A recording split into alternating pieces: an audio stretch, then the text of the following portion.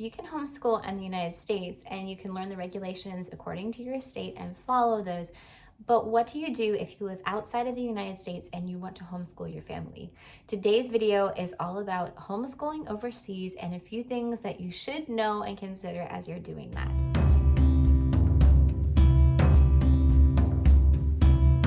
Hi friend, I'm Sarah, a licensed teacher, a second generation homeschooling mom, and I have a video for you today that really applies to me and my family. I actually was homeschooled overseas for a period of time, short period of time, when I was younger, 12 and 13. And I am homeschooling my sons overseas. My husband is from another country. He's from Brazil, and we live in a third country overseas. And there's a whole lot of fun and mess in this multicultural family thing. And if you want to see more of that, make sure to join the community by subscribing.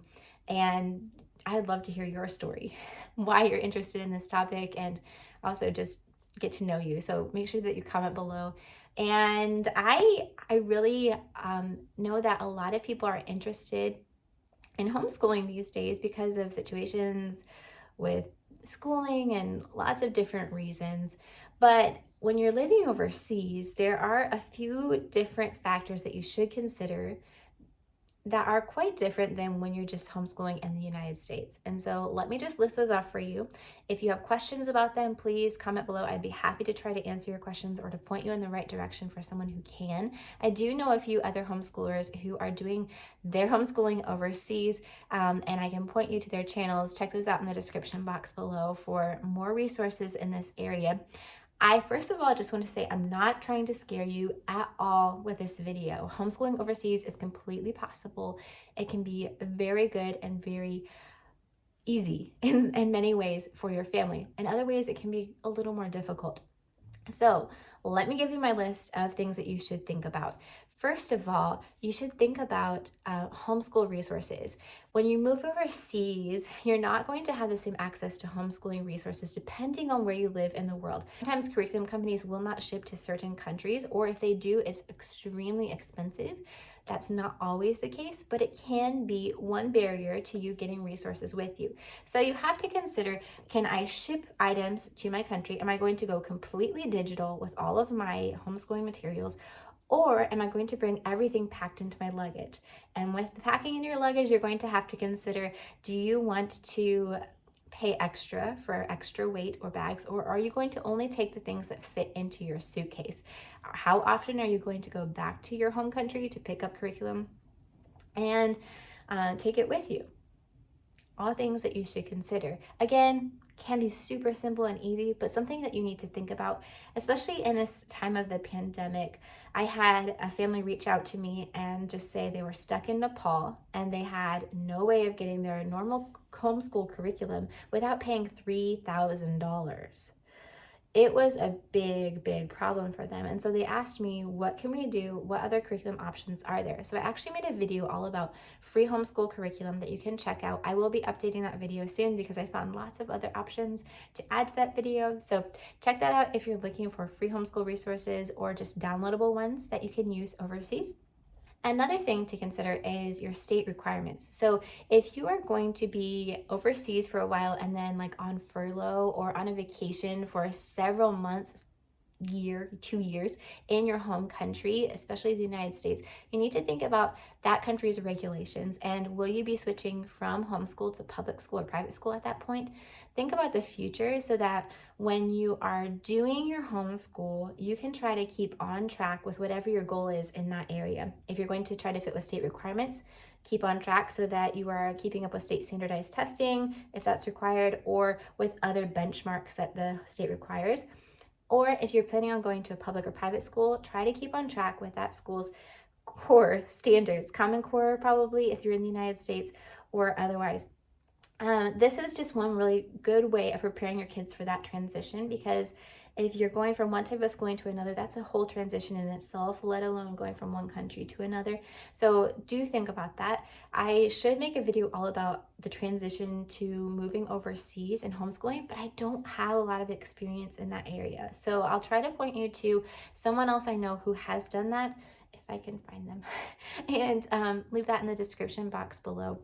think about your local climate. So usually when you move overseas, countries do not have any types of requirements for your kids regarding schooling unless you have a dual citizenship or your kids do in that country.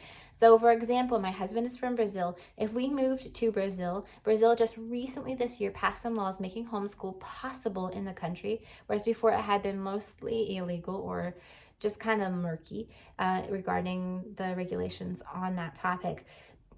We would have to make known as a family to the local government or local schools that we were homeschooling our kids because of their citizenship in another country or according to regulations within Brazil. This is something that you should consider if your kids are dual citizens, if you're married to someone who is a citizen of the country in which you live. Also, if there are strict regulations in that country, I don't know of any countries at this point that require kids to go to public school if they're from another country. I don't know of any. However, you might have some problems with local climate, and that's something to consider. Within your community, within your state or province that you're living overseas, or the country in general, you might have some issues with neighbors and people around you asking constantly, your kids don't go to school. Why don't they go to school? Oh, your kids don't, like, why are you doing this? And not understanding things. And you have to have answers ready. So prepare your answers. It can be, if you're wanting to stick out and be different, it can be a really easy way of bringing up a conversation in that area. But if you want to be really blending in with the local population, then it's going to be something you're going to have to prepare yourself for emotionally and mentally. For all of those questions and what your answers are going to be. I have already been asked. My family just made a move to Asia again, and in this country, children go to school when they are 3 years old. My son is 3.5, and he is tall for his age in this country. So we have been asked many, many times, how old is your son?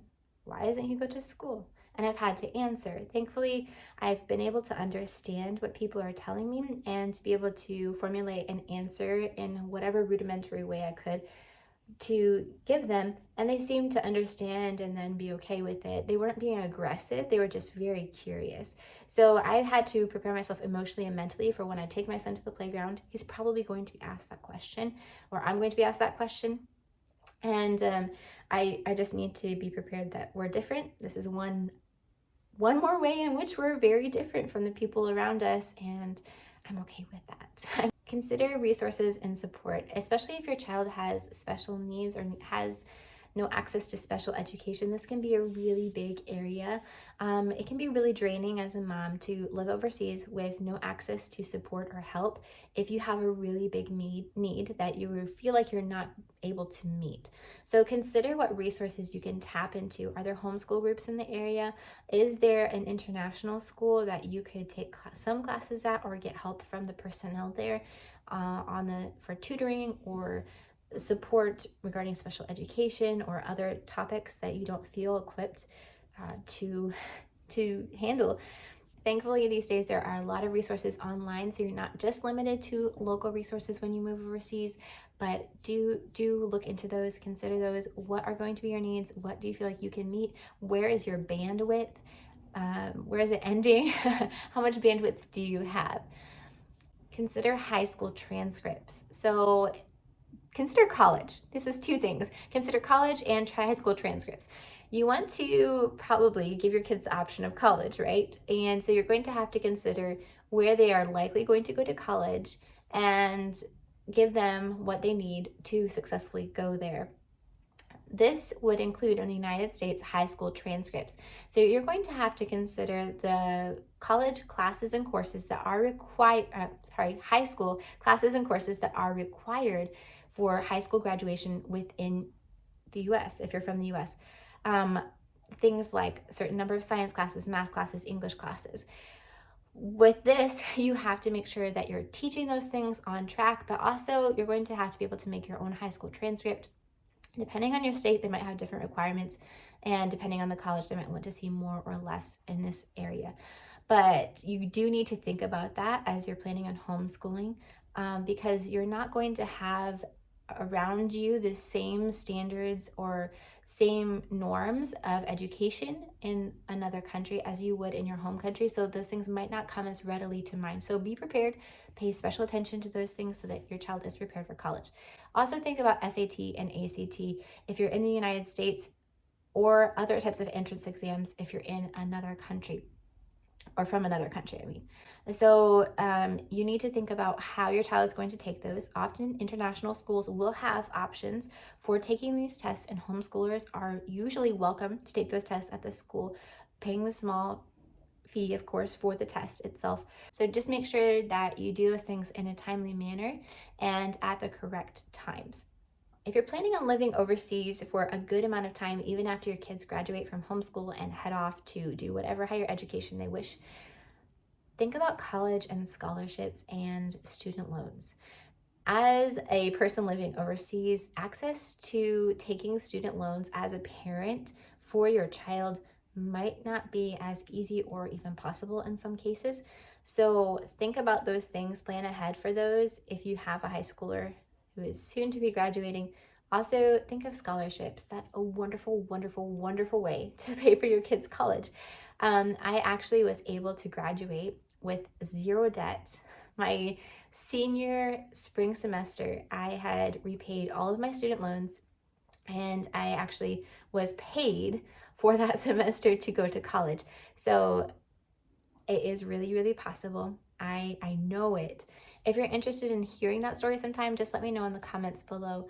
But just take encouragement from that it is possible actually to get your kids into college without taking out loans yourself. My parents never did take out a loan for me, and with really good scholarships. So just consider though, just consider what are going to be the needs in this area. Last thing on my list for now is distance education. Think about if you want your kid to be part of an accredited school, how you're going to do that. So you can do homeschool with accreditation through various different resources. I know of Protestant Christian ones, I know of Catholic Christian ones, I know of secular ones. There are lots of different options out there for distance education where you actually receive a high school diploma, and they're going to do a lot of the work for you, or all of the work for you, regarding high school transcript, diploma, SAT, ACT, timing, all of that stuff. So that can be a really easy way as a homeschool teacher to make sure that you're staying on track with your home country. Just do distance education from that country. It doesn't give you all of the freedom that just homeschooling according to your family's needs and wishes does, but it's one thing to consider. It's possible. Is there anything that I'm missing in this list? Anyone else out there homeschooling overseas and just watching this video to see what I'm saying? Please leave your comments below and tell others other things that you would consider as you're moving overseas. Thanks so much for joining me today. I really hope this video was helpful to you, and I'm excited for you. If you're moving overseas, if you're homeschooling, both of those things are really super exciting to me, and I'm just so glad that you're here. I hope to see you guys in another video soon. Love you guys. Ciao.